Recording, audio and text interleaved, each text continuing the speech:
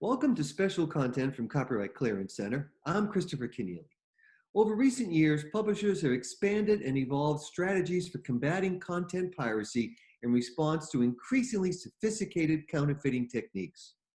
The most promising ways forward involve collaboration across businesses, industries, and continents, pulling together the expertise of legal, content production, sales, and marketing teams globally. For this second of two programs called The Never-Ending Story of Pirates, Global Strategies to Combat Counterfeiting, we will offer I'll just pick that up, Jeremy. 3, 2, 1. For this second of two programs called The Never-Ending Story of Pirates, Global Strategies to Combat Counterfeiting, we will explore in-depth specific publisher experiences, illuminating how their organizations are responding to the ongoing challenge of piracy. In a previous program, we examined a variety of international perspectives across different industries. Our discussion leader for both programs is Michiel Kolman, Senior Vice President of Information Industry Relations at Elsevier, a global information analytics business specializing in science and health. Michiel is a former president of the International Publishers Association. He earned his PhD in astrophysics from Columbia University in New York, where he studied with a Fulbright scholarship. Welcome to the program, Michiel. Good to be back, Chris.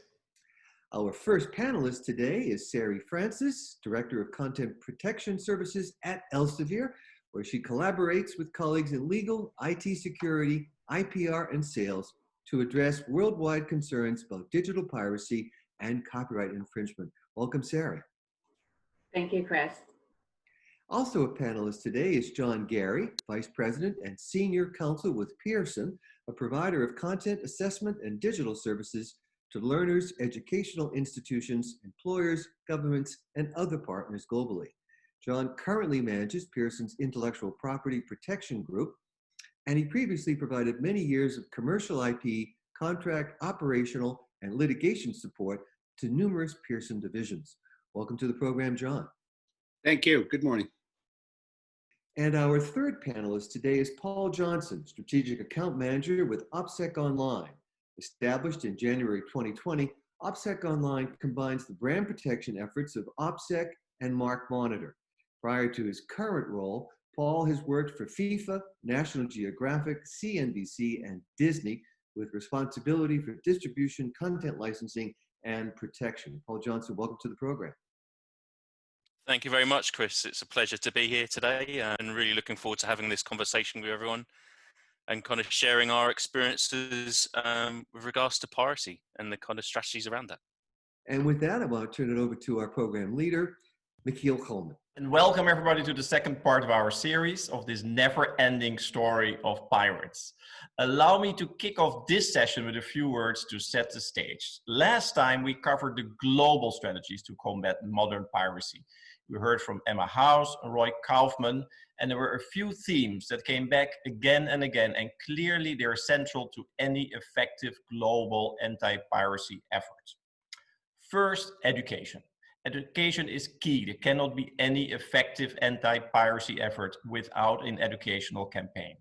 Second, enforcement. It's so important. We need regulations, we need policies, they need to be enforced. And that's what we need if we're going to help fight our industry piracy programs. To do what we're going to do, we need good data on the impact of piracy on our business, both in terms of the loss of sales, but also indirectly on our ability to reinvest and take risks on our new publishing projects. And finally, one way to take the wind out of the pirate sails is to provide alternative, legitimate access. In fact, one could almost argue that piracy screams opportunity and innovation. Clearly, across the publishing industry, we can all benefit from sharing best practices and strategies to combat piracy. This is exactly what our second session will focus on by taking on a deeper dive into the education and STM, science, technology, and medical markets to share successful publishing strategies on fighting piracy.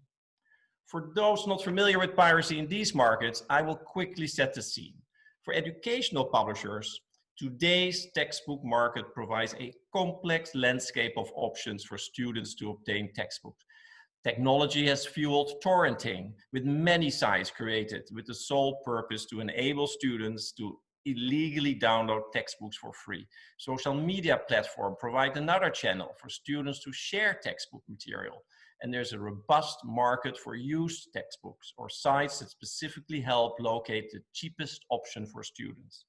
This has arguably helped drive innovation, with some of the biggest educational publishers experimenting with new models like subscription and rental.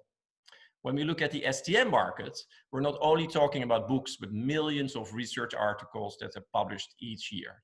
These articles attract an impressive amount of downloads, in fact, billions. Articles are also downloaded from a variety of places, including the publishers' platforms, institutional repositories, subject repositories, and shared via online social networks like Mendeley. However, there have been cases where sites simply steal this content illegally and host this on the server. These sites may seem harmless when you download just a few papers, but in fact, they host millions of illegal articles and facilitate billions of downloads every year. They do not add to the end user content experience and often move IP addresses or suspend their services entirely, only to pop back up in another server hosted elsewhere.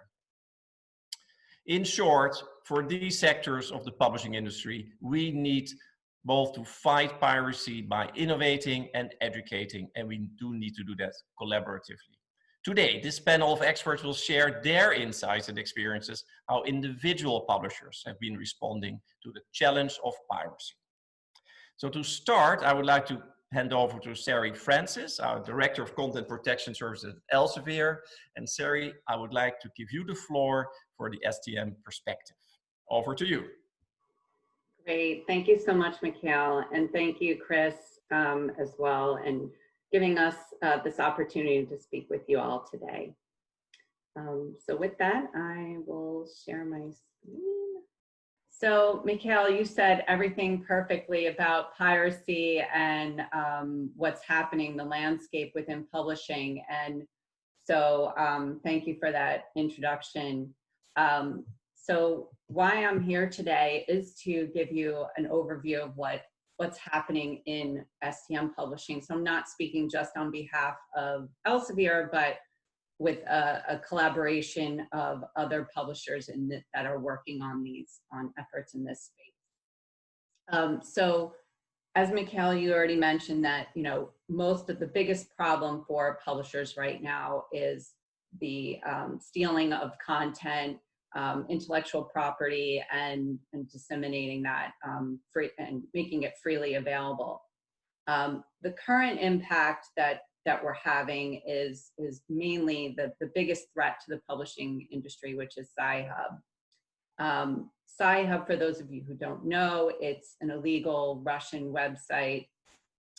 Initially, it was deemed as coming from a student in Kazakhstan who was mainly looking at it people were looking at it from a Robin Hood type perspective, but it's basically compromising the security of libraries and institutions globally. It's also created some confusion in the marketplace with trust and access and the implications of using it and the vulnerabilities. So while users are accessing it, they may not be aware of the vulnerabilities of accessing these illegal websites, but also the fact that what we've been seeing from a publisher perspective is how we manage and track that activity. It's not those particular users that are using Sci-Hub that are being also impacted. So I'll talk a little bit more about that.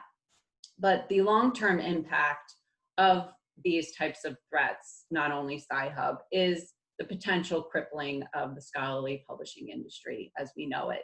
So it's the entire ecosystem that's being disrupted. So what are we doing in this space? Well, one of our biggest strategies is outreach and education. So we are contacting compromised universities that we see that have this abnormal activity. And so we're ensuring that we communicate with them, alert them, and also educate them on how to prevent future attacks, also work with them and see what challenges they're facing in this space.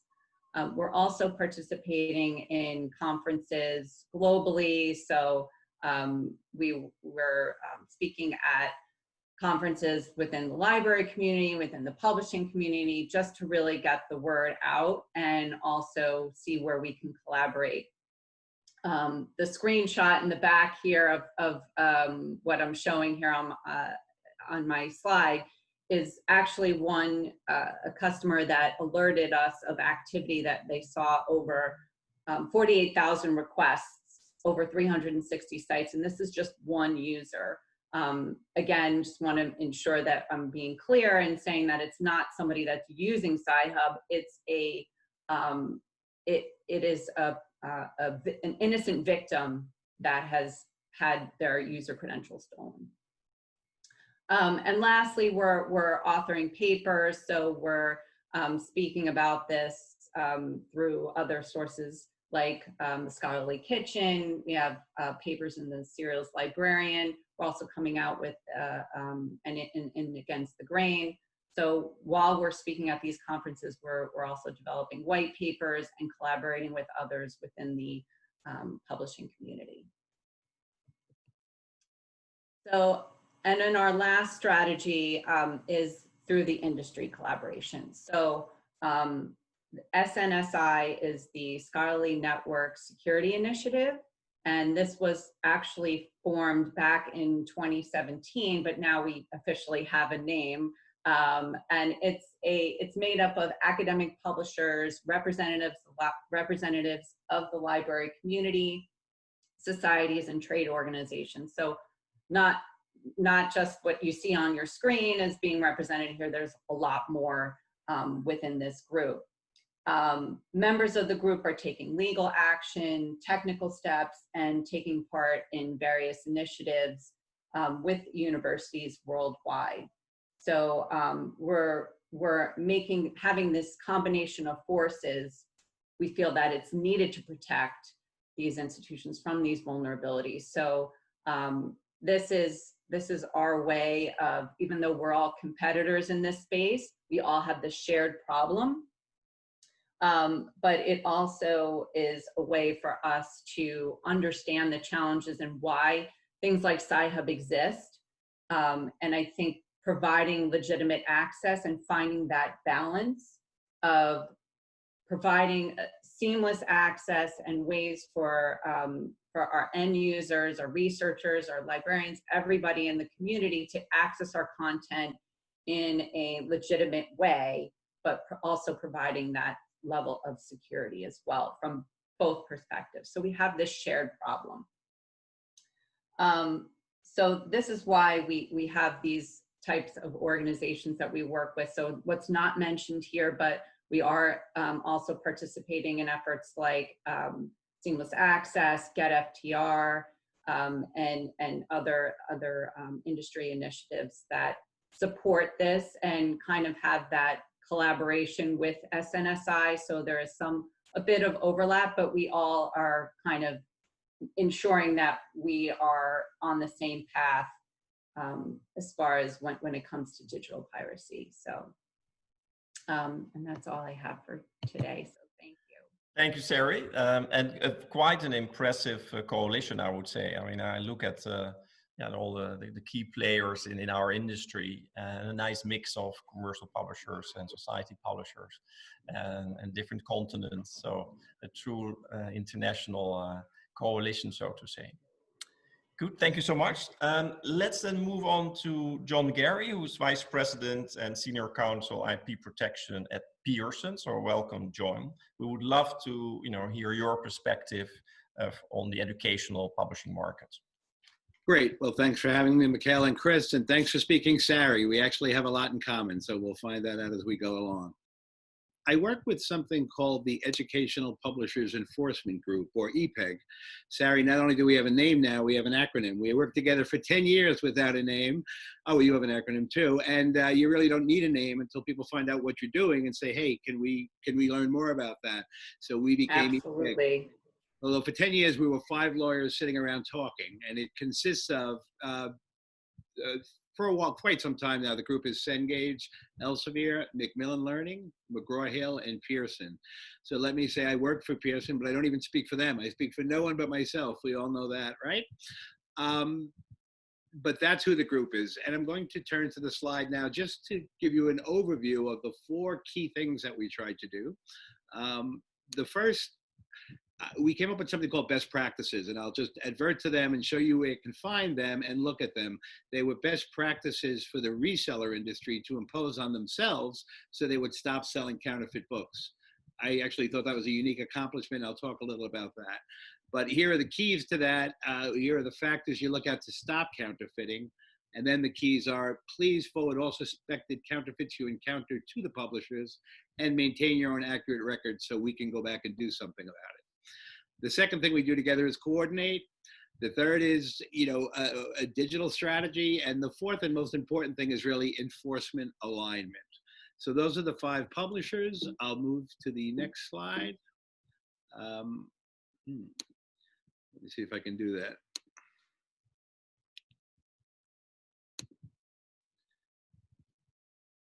There we go. As I said, we all know the situation. I'll just give it to you quick.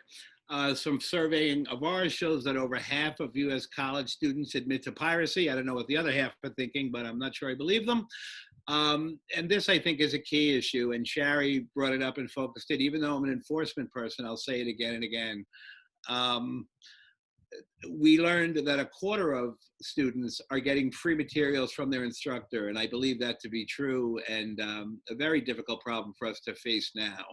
Because I think as school starts, a lot of well-meaning, perhaps younger professors come in and offer free resources posted behind school intranets, and that's very difficult for us to reach. Sari also mentioned, the reason we hear most often why people engage in piracy is textbooks are too expensive. Finally, our biggest challenge is trying to quantify the impact of piracy. I'm sure the other speakers know this. It's almost impossible to do. So most people refer to it as a slice of US GNP or something, gross national product. But it's very hard to put a number on it. It's very hard then to know how much resources to dedicate to it. And most importantly, the landscape is constantly changing, and we constantly have to be doing different things. So what do we need to face these challenges? What do we need to do? We need to do everything. Literally everything, or be everywhere and looking at everything. But of course, no one can do that. But I think we found a way that we can get pretty close. So I'm just going to tell you, over the last 12 years, these are some of EPEG's accomplishments. As it says, we have 5 members, and our results have allowed us to basically pay the cost of our enforcement and engage in additional enforcement. And I have a tendency to call that the factor of 5.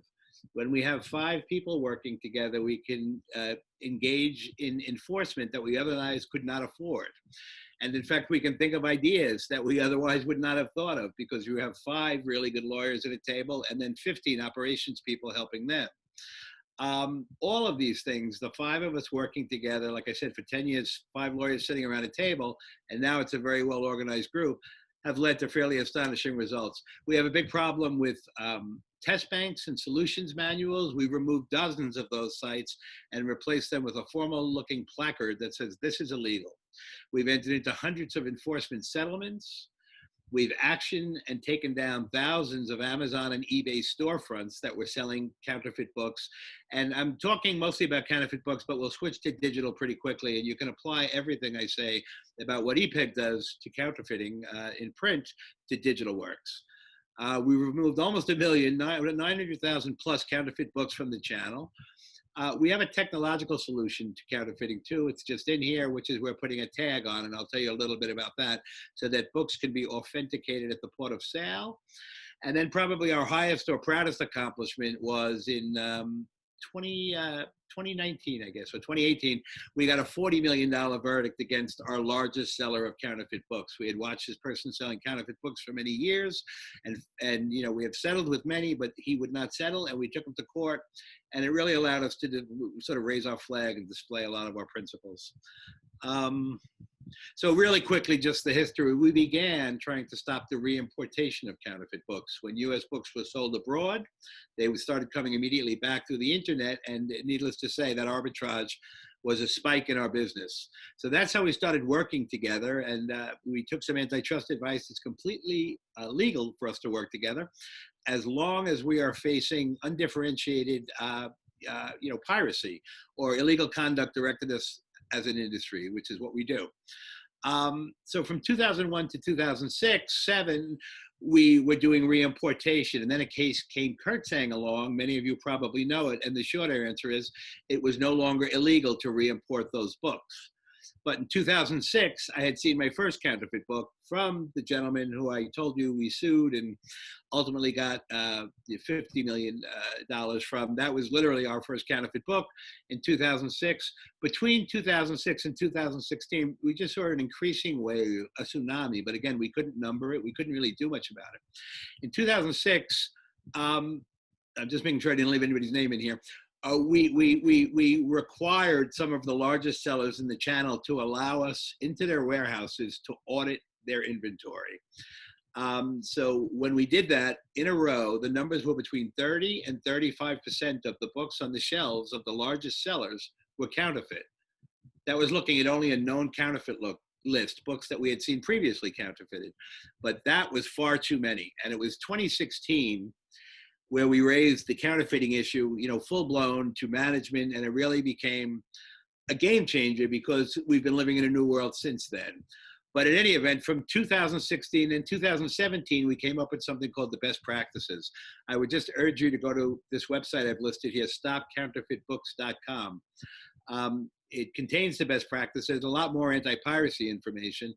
And the short answer is, I won't belabor it, as we tried to get folks to adopt the best practices, basically our entire channel has now adopted the best practices. So when they see counterfeits, they send them to us, or they know not to buy them in the first place. They really have behaved.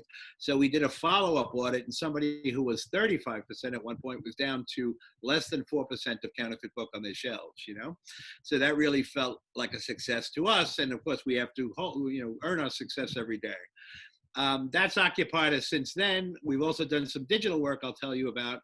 But here we are in 2020, and we have a long planned group digital initiative to come. And I'll leave you with those thoughts. This is my last slide, which is just what Pearson has done internally, taken enforcement sort of out of the seller and tried to connect it to the people who display the products, create the products, produce them, and distribute them. So we're all working together on outreach and learning and stopping piracy. Michiel, that's fine, or I could go on, as I said. No, that's perfect. Great introduction. And I think, and now I want to move on to today, and we are in the midst of a pandemic. So I'm very curious also what the impact of the pandemic has been on piracy. So for instance, one thing I can think of is that now millions of students and researchers, they cannot physically go on campus and to their labs. So what is the impact of that aspect of the pandemic on in terms of piracy? And maybe I'll start with Sari first, and then later get back to you, John. Sure. Well, truthfully, I think for us regarding Sci-Hub, the activity we haven't seen a major increase in the last couple months since COVID, but we have noticed a jump at Elsevier, I can speak about, in remote access and customers that are using shibboleth and other methods of FA. That definitely we've seen a jump in increase in usage. But there have been other reports. I think in The Guardian, they just announced there was an article that the National Cybersecurity Center has been working with University of Oxford to protect some of their resources because they've seen an increase in the amount of attacks from hostile states regarding COVID. So there's like research being done on, say, Corona, yes. right? And that is what is being targeted. Yeah. So it's those universities that are doing research for Corona, and that the attacks are happening at those specific universities. But overall landscape has seemed to, as far as I can tell, has been stable, if that's even a word for digital piracy.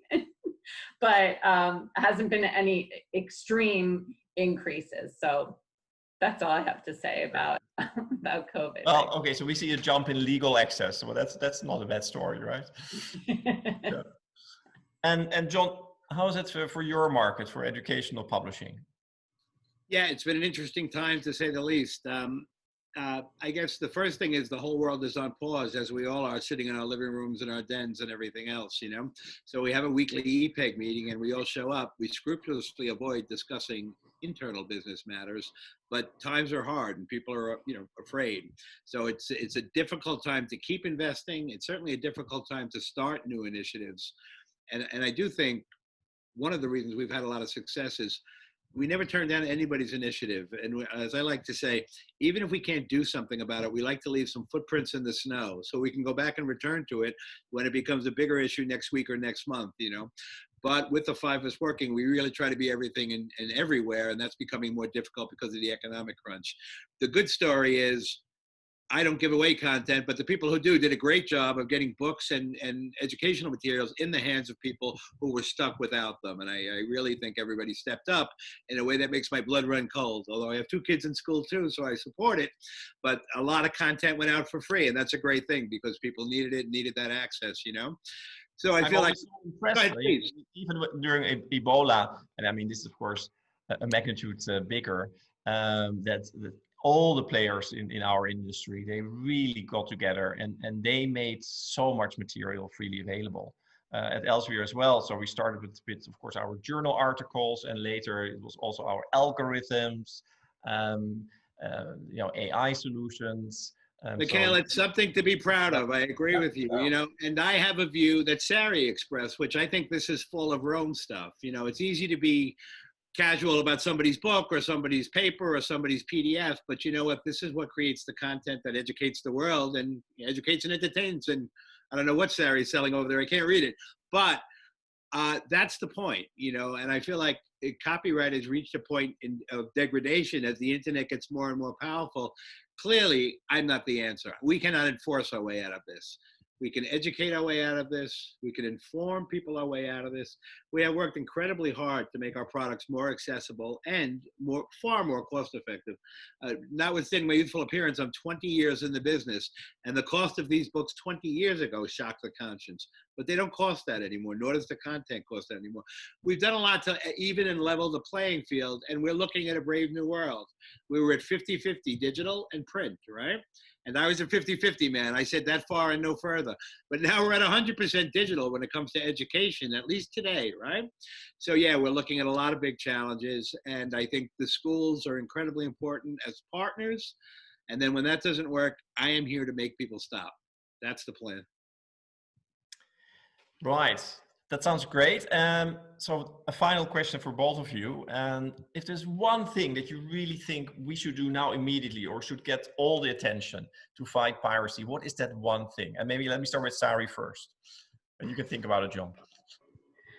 Great. He has time. A couple of minutes to think about it. I like my seat. Thank you, Sherry. Carry on, please. Give me an idea.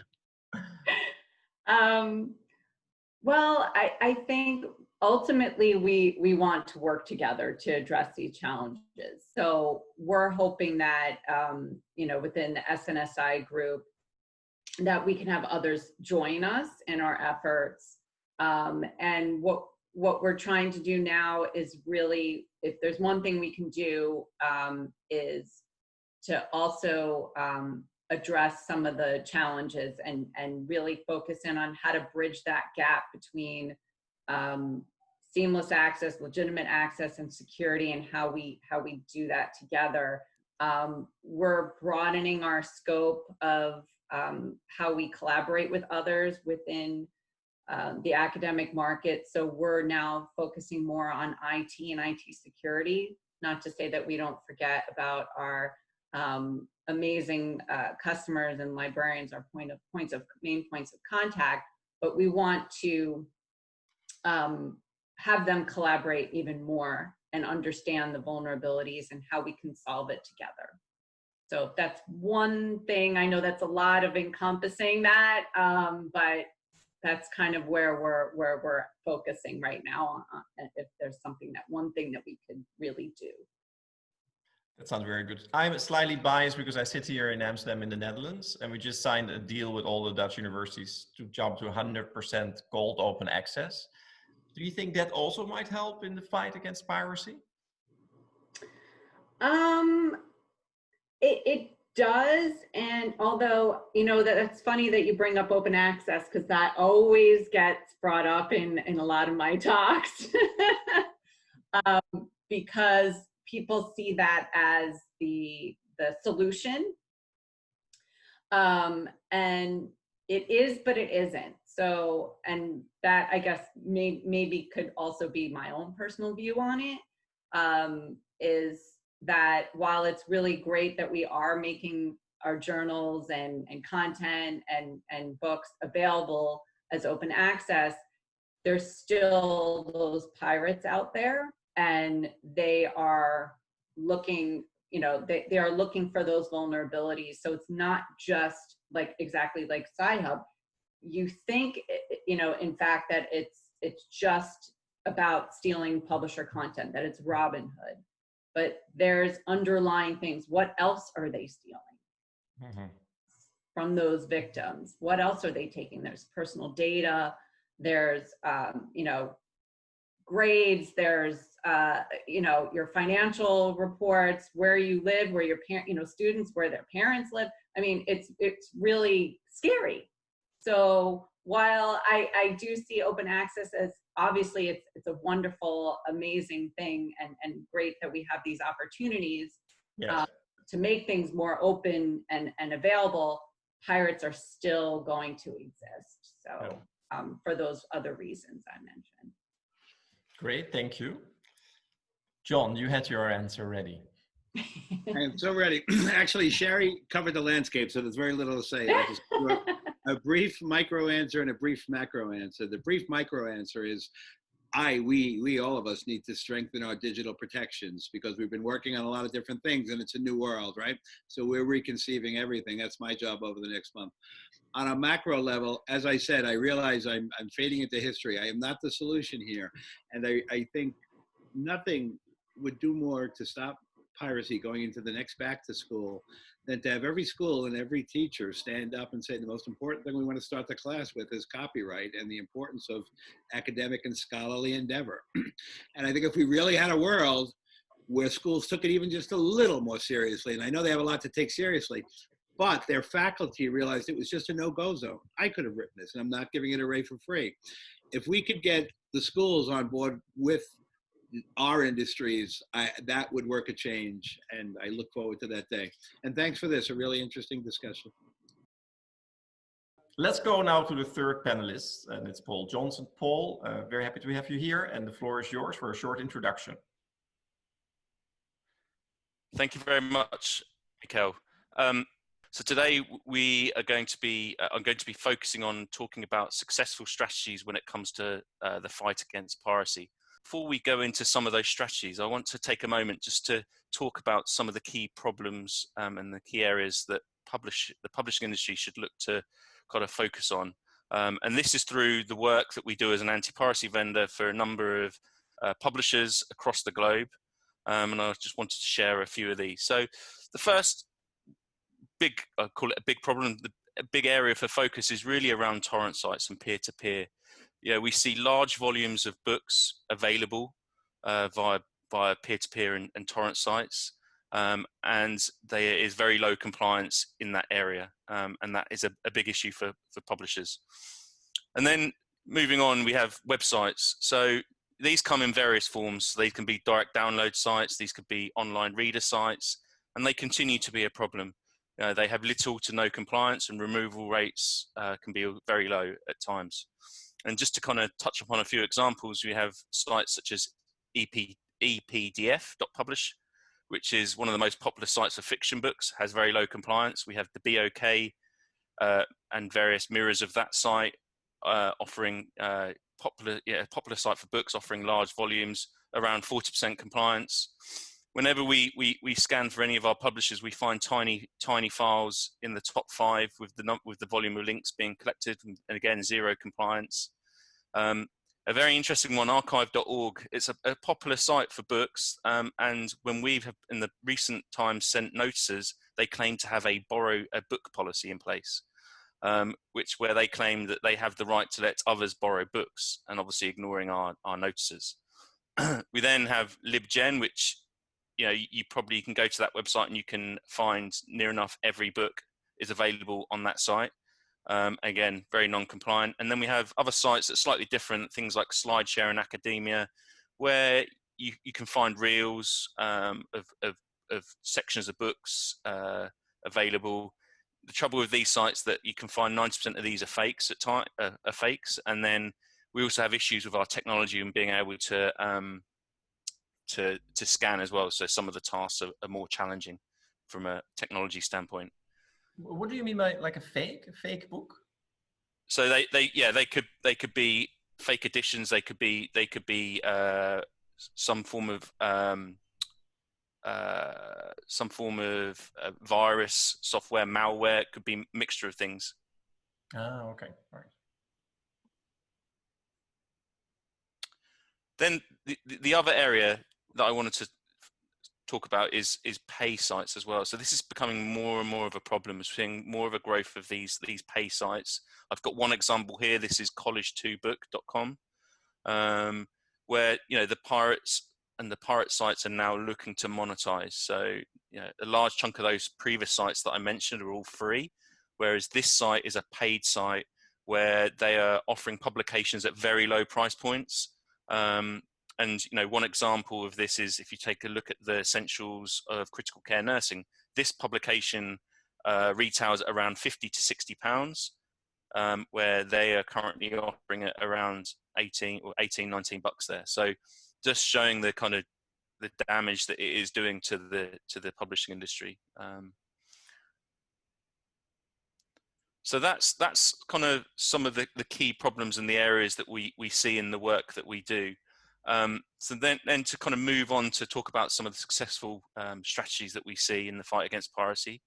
And before I go through some of the points here, there's one point I really want to highlight and mention here, and this is the fact that consumers today and users, there are multiple ways in order to access pirated content when it comes to books, TV, film, music. I mean, there is a vast array of sites, different technologies out there, and it's a vast, different, multiple ways to access content. So it's really important that publishers consider using as many tools as possible to disrupt and protect its assets. And some of these tools and some of these strategies are listed here. So what the first point I always make is, when you're going in to fight against and combat the pirates, it's about having a sustained long-term program. There's no quick win when it comes to fighting the pirates, and you need to continually evolve and develop your program as you monitor and enforce against the pirate sites. When it comes to enforcement, we see that simply sending a notice doesn't always quickly remove a link or a title. We have a dedicated compliance team within our business that its sole responsibility is for taking escalated enforcement activities, and this involves going upstream to the dedicated server providers of sites, going to the domain registrars to put pressure and get leverage to get titles and sites shut down. We have successes, we have some very good success stories, but it's not a quick win. The other area is, I mentioned peer-to-peer being a big problem, and really developing peer-to-peer notice sending programs. We see this in the music industry specifically, where they have developed either collectively through associations or independently as labels. They have developed notice sending programs with an end goal of either litigation or education. So educating the users that they shouldn't be pirating, or obviously litigation in terms of trying to get money back from the ISPs for not doing enough to protecting what the users are doing. And the other areas is intelligence sharing. I think this is really important, whether it's reporting trends, working together on popular sites, or talking about new tactics. In certain territories, I know in the publishing industry, this is being deployed by certain associations and certain publishers, but this is looking at site blocking. So in certain territories where the legal framework permits, it's a good practice to look at site blocking where possible. And then last 2 points is the last one, or second from last, is collective litigation. So, litigation can be very costly if you have some very non-compliant sites. And we've seen, we've provided evidence for groups of rights owners in the past who have come together to target, whether it be a site, whether it be a non-compliant dedicated server provider, to go after them in further litigation. And it's been much more effective as a group in doing that. And then the last area is I talked about pay sites, but targeting these payment sites, not by removing the sites or trying to remove the content, but removing the means for payment, cutting them off at the source, cutting off their revenues, making it more difficult for them. So you mentioned site blocking. Does it work in most places or only in selected places? Because you have this kind of condition is only where legal framework permits. Yeah, exactly. It is very hit and miss across the globe in terms of what the legal framework is, in terms of the jurisdictions and what actions can be taken. Yeah. That what you can do in Europe, in some European countries, is very different to, say, Panama and other Latin American territories. Thank you, Paul. So first question for you. So what is the #1 challenge in combating piracy in your view? Thanks, Michiel. Yes. So in response to that, I would say every sector of our industry has different challenges when it comes to piracy. And when I say that, certain piracy channels are more popular than others. But to focus on publishing specifically, I'd actually say there's not one thing, probably 4 main challenges that I see. First is the large volume of titles that publishing houses has, and that is a challenge when it comes to budgets, and when it comes to how do you achieve the biggest bang for buck when it comes to protecting those titles. The next area is torrent sites, the popularity of torrent sites. It's a huge problem that needs to be looked at. There, we mentioned compliant sites, non-compliant sites. We see sites moving continually to new sites and hosting providers. And then sites that are also now trying to monetize from publishing piracy. And we're now coming out of the Corona pandemic. So I'm very curious, because for a long period, neither the students nor faculty or staff were able to go on campus, into the labs, into the university buildings. So remote access was crucial. Did you see any impact of the pandemic on the piracy uptake? Yes, sure. So, I mean, the short answer to that is yes. We've seen that COVID-19 has had significant impact on piracy, not only in publishing, but across all kind of sectors of our industry. I'm just sharing a slide now that is part of some work that we've been doing during this period, where we have been monitoring piracy levels. And we actually have what we call a global digital piracy index. So this has been in place for over 10 years, where we have been tracking levels of piracy across TV, film, and music, peer-to-peer. So we see, and also our clients see, that peer-to-peer piracy data is often used as a proxy to determine piracy levels across all piracy channels. The level of intelligence that you can cover is very granular. And here we've got some numbers that I wanted to share with you today. So You know, for the period between February and March, we collected over 1.5 billion infringements during that period across film, TV, and music.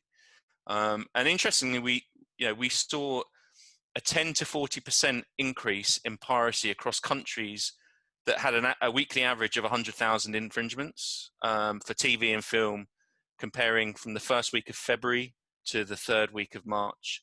And really interesting to see that there was some real notable increases in Europe when the pandemic hit certain European countries, so Spain, Italy, Portugal, France, Greece, and Belgium. We saw notable increases across all these territories. And really, just to add, compelling if you look at this, very compelling when you look at this data. Yes, the peer-to-peer numbers are significant, and it's really kind of a clear picture when we start tracking some of the trends. But also we also did some tracking on the live sports as well, and we saw leagues such as the Belarusian Premier League that has actually got a very low popularity suddenly jump up in popularity, and people want to watch it because no sport was on TV. The Bundesliga recently came back. It was the first major European sport to come back, and we saw 100% increase in the volumes of piracy than we normally would. So just kind of demonstrating the current climate. Great. And then the final question for you. So for the world of publishing, tell us a little bit more about best practices in fighting piracy. What do you recommend we do together collectively? Sure, yeah. So intelligence sharing and best practices are very important. I mentioned that earlier in terms of some of the strategies we see. And I think whether this is done through sessions such as this, workshops between publishers, or even through, I think associations do play a very crucial part in this as well. And bringing together intelligence, best practices, ideas in the fight against piracy. I think all of that is very important in terms of intelligence sharing. However, the one point I really want to make is that there is no silver bullet. Right? There's not one single thing that is, that publishers should kind of consider is going to tackle piracy. Publishers need to consider all tools at their disposal in order to kind of have a comprehensive plan to combat pirates. And here I've just listed some of my thoughts on some of the areas that everyone should really think about when looking to combat piracy and sharing of information. So, whether it's education, so looking to educate younger demographics on the impact of piracy. We've seen number of organizations and associations take this approach in order to try and educate better. Collaboration, we sharing of intelligence. All publishers will have the same problem sites. We're all chasing the same problems. So coming together is going to be far more effective. And that kind of ties into joint enforcement activities as well. We mentioned it before, but joining up as a group, actions could be more powerful as a group. And also, as budgets are becoming more and more tight, that will help to reduce costs as well as you do things together. And then, it sounds a little bit kind of something from the Scouts, but be focused, be targeted, and know your priority and key titles. Focus on those. A lot of publishers have large volumes of titles, and really, really kind of focus on what is important to you. Be prepared to adapt and evolve. Pirates will definitely evolve, and they will definitely move sites and change to the next piracy channel. You need to be prepared to do that as well. And then, the last point really is, unfortunately, piracy will always exist in some form. It's really about how everybody mitigates and disrupts these pirates, and with the end game of really trying to push users to legitimate sources for accessing their books. Great, that was very helpful. I loved all the practical advice and also the insights on the Belarusia soccer competition. So thank you so much, Paul. That concludes actually our last panelist. I really enjoyed the discussion. And now I'll give the floor back to Chris. And thank you indeed, Michiel Kolman, and thank you, Paul, as well, for your presentation. And that concludes this special content from Copyright Clearance Center, the never-ending story of pirates, global strategies to combat counterfeiting. Our participants have included executives with Elsevier, Pearson, OPSEC Online, and the independent consultancy Orem Group, as well as Copyright Clearance Center.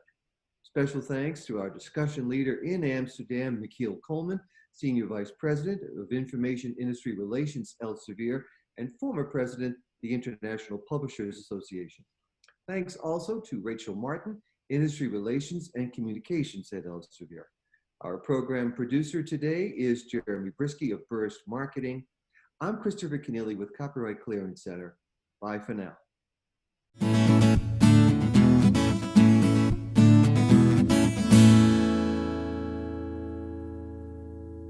I really enjoyed the discussion, and now I'll give the floor back to Chris.